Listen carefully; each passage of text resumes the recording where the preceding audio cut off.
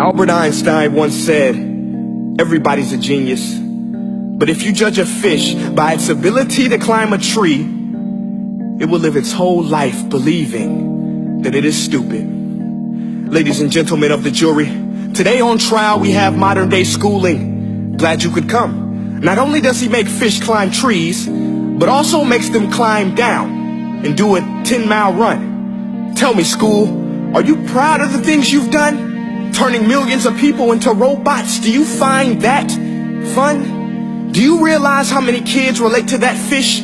Swimming upstream in class, never finding their gifts, thinking they are stupid, believing they are useless? Well, the time has come, no more excuses. I call school to the stand and accuse him of killing creativity, individuality, and being intellectually abusive. He's an ancient institution that has outlived his usage. So, Your Honor, this concludes my opening statement, and if I may present the evidence of my case, I will prove it. Proceed. Exhibit A.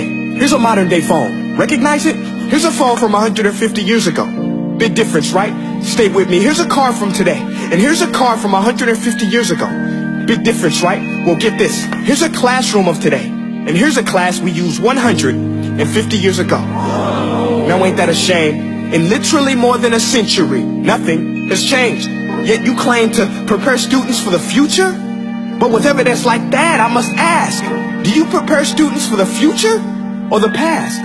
I did a background check on you and let the record show that you were made to train people to work in factories, which explains why you put students in straight rows, nice and neat, tell them sit still, raise your hand if you want to speak, give them a short break to eat, and for 8 hours a day tell them what to think. Oh, and make them compete to get an A. A letter which determines product quality, hence grade A of meat. I get it. Back then, times were different. We all have a past. I myself am no Gandhi. But today, we don't need to make robot zombies. The world has progressed. And now we need people who think creatively, innovatively, critically, independently, with the ability to connect. See, every scientist will tell you that no two brains are the same. And every parent with 2 or more children will confirm that claim. So please explain why you treat students like cookie cutter frames or snapback hats, giving them this one-size-fits-all crap. Watch your language. Sorry, Your Honor, but if a doctor prescribed the exact same medicine to all of his patients, the results will be tragic. So many people will get sick, yet when it comes to school, this is exactly what happens, this educational malpractice, where one teacher stands in front of 20 kids, each one having different strengths, different needs, different gifts, different dreams, and you teach the same thing the same way? That's horrific. Ladies and gentlemen, the defendant should not be acquitted. This may be one of the worst criminal offenses ever to be committed. And let's mention the way you treat your employees. Objection. Overruled. I want to hear this. It's a shame. I mean, teachers have the most important job on the planet, yet they're underpaid? No wonder so many students are short-changed. Let's be honest. Teachers should earn just as much as doctors, because a doctor can do heart surgery and save the life of a kid. But a great teacher can reach the heart of that kid and allow him to truly live. See, teachers are heroes that often get blamed, but they're not the problem. They work in a system without many options or rights. Curriculums are created by policymakers, most of which have never taught a day in their life. Just obsessed with standardized tests. They think bubbling in a multiple choice question will determine success. That's outlandish. In fact, these tests are too cruel to be used and should be abandoned, but don't take my word for it. Take Frederick J. Kelly, the man who invented standardized testing, who said, and I quote, "These tests are too cruel to be used and should be abandoned." Ladies and gentlemen of the jury, if we continue down this road, the results will be lethal. I don't have much faith in school, but I do have faith in people.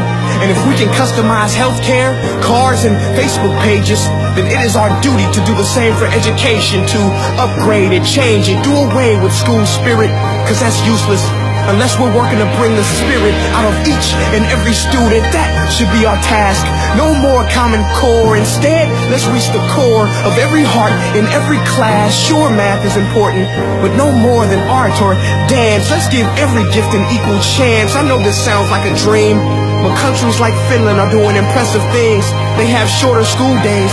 Teachers make a decent wage. Homework is non-existent, and they focus on collaboration instead of competition. But here's the kicker, boys and girls. Their educational system outperforms every other country in the world. Other places like Singapore are succeeding rapidly. Schools like Montessori, programs like Khan Academy, there is no single solution. But let's get moving, because while students may be 20% of our population, they are 100% of our future. So let's attend to their dreams, and there's no telling what we can achieve. This is a world in which I believe, a world where fish are no longer forced to climb trees. I'll rest my case.